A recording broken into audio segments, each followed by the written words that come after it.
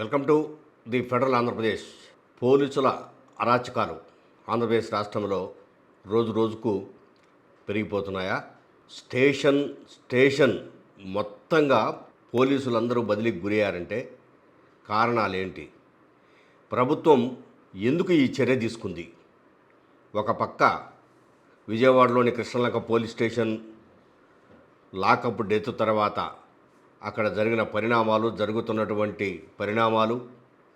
జరుగుతున్న విచారణ తీరు, ఇదంతా చూస్తుండగానే నెల్లూరు జిల్లా బుచ్చిరెడ్డిపాలెం పోలీస్ స్టేషన్లోనూ ఇటువంటి సంఘటనే మరొకటి చోటు చేసుకుంది. లాకప్ డెత్ కాకపోయినా హత్యను మాఫీ చేసి హంతకుల నుంచి కొంత డబ్బు తీసుకొని అక్కడ సిఐ, పోలీసులు అందరూ ఒకరితో ఒకరు కుమ్మక్కై అవినీతికి పాల్పడ్డారనే నేరారోపణలపై ప్రభుత్వం 23 మంది పోలీస్ సిబ్బందిని, ఒక సిఐని మాస్ బదిలీ చేసింది. ఇది ఇప్పుడు రాష్ట్రంలో తీవ్ర చర్చనీయాంశమైంది.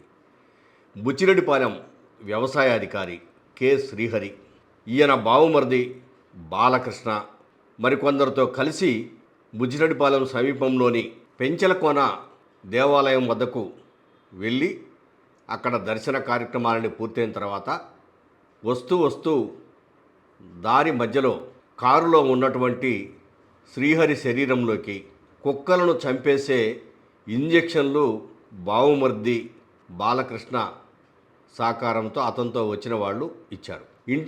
ఇంటికి వచ్చే లోపు ఆయన ఆ ఇంజెక్షన్ల ధాటికి చనిపోయాడు. కారులో వస్తుండగా గుండెపోటు వచ్చి చనిపోయాడని చెప్పేసేసి అందరినీ నమ్మించి దహన కార్యక్రమాలు చేయడానికి నిర్ణయించుకున్నారు. అయితే అప్పటికే భార్యకు అనుమానం వచ్చి, అంటే బాలకృష్ణ చెల్లెలు లావణ్య, ఆమెకు అనుమానం వచ్చి బాలకృష్ణ చెల్లెలు లావణ్యకు అనుమానం వచ్చి ఫిర్యాదు చేసింది. అయితే సిఐ మాతంగి శ్రీనివాసులు బాలకృష్ణ వైపు నుంచి సుమారు 20 లక్షల వరకు లంచం తీసుకొని, ఇది హార్ట్ అటాకే, ఇందులో ఎటువంటి సందేహం లేదని ఆయనే తీర్పు చెప్పి శవాన్ని కాల్చేసి బూడిద కూడా మిగలకుండా చేయమని ఆదేశించారు. దీంతో నిందితులు శవాన్ని కాల్చేసి పక్కన పెట్టేశారు. కానీ లావణ్య వదిలిపెట్టలేదు. నెల్లూరు జిల్లా ఎస్పీని ఈరోజు సోమవారం కావడంతో గ్రీవెన్స్లో కలిసి తన భర్త మండల వ్యవసాయాధికారి శ్రీహరిని నా తమ్ముడే కొందరితో కలిసి కావాలని చంపి గుండెపోటుగా సృష్టించాడు, అతనిపై విచారణ జరిపి చర్యలు తీసుకోండి అని ఆమె ఫిర్యాదు చేసింది. ఫిర్యాదును పరిగణలోకి తీసుకున్న ఎస్పీ వెంటనే దర్యాప్తు మొదలుపెట్టాడు. అయితే ఇంతకు 2 రోజుల ముందే స్థానిక ఎమ్మెల్యే వేమిరెడ్డి ప్రశాంత్ రెడ్డి పోలీసులపై తీవ్రంగా విరుచుకుపడ్డారు.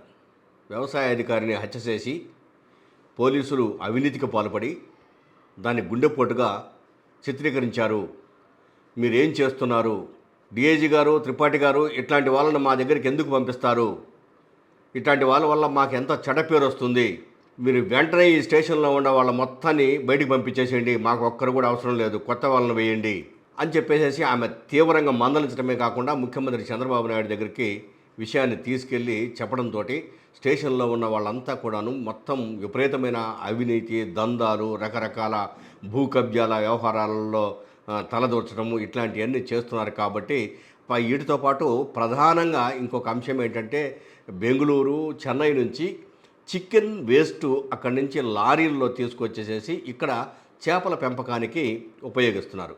అక్కడ 3 రూపాయలు నుంచి 4 రూపాయలకు కొనుగోలు చేస్తే కేజీ ఇక్కడికి వచ్చేసరికి 10 రూపాయలకు అమ్మకం చేస్తున్నారు. ఈరోజు చేపల ఫీడు ఒక కేజీ 200 రూపాయలకు దాటింది. దీంతో భయపడుతున్న రైతులు ఏదో ఒకటి ఆ వేస్ట్ అయితే ఇంకా బాగుంటుందని చెప్పి కొనుగోలు చేసి వేస్తున్నారు. ఈ లారీలు ఇక్కడికి రావటము, ఈ చేపలకు వేయాల్సినటువంటి చికెన్ వేస్ట్ అంతా వేయడంలో ఒక మాఫియా లాగా తయారైపోయి బుచ్చిరెడ్డిపాలెంలో ఉన్నటువంటి 23 మంది పోలీస్ కానిస్టేబుల్స్ దీన్ని పెద్ద వ్యాపారం చేస్తూ లక్షల రూపాయలు గడిస్తున్నారనే ఆరోపణలు కూడా ఉన్నాయి. ప్రభుత్వం విచారించినప్పుడు ఇది కూడా నిజమేననే తేలడంతో వీళ్ళ మొత్తాన్ని మాస్ బదిలీల కిందకు చేసి వీళ్ళను వేరే పోలీస్ స్టేషన్లకు ఆదేశాలు ఇచ్చారు. ఇందులో ఎమ్మెల్యే చొరవను మనము అభినందించాలి.